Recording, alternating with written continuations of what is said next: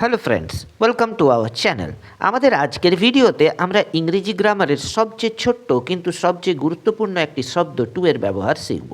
তুমি ছাত্র হও বা চাকুরিজীবী, এই টিপসগুলো তোমার জন্য খুবই দরকারি।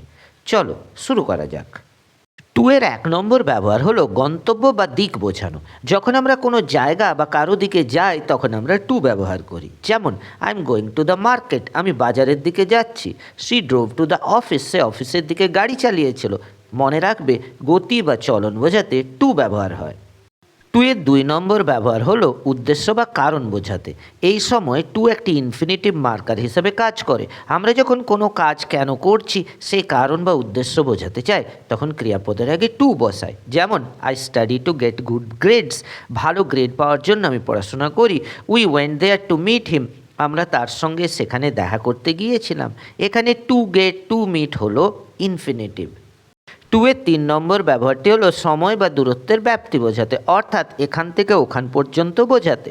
যেমন the meeting runs from 9 AM to 5 PM, মিটিংটি সকাল ৯টা থেকে সন্ধ্যা ৫টা পর্যন্ত চলবে। ইট ইজ 5 minutes to 10, ১০টা বাজতে ৫ মিনিট বাকি। টু এর শেষ ব্যবহারটি হলো প্রাপক বোঝাতে।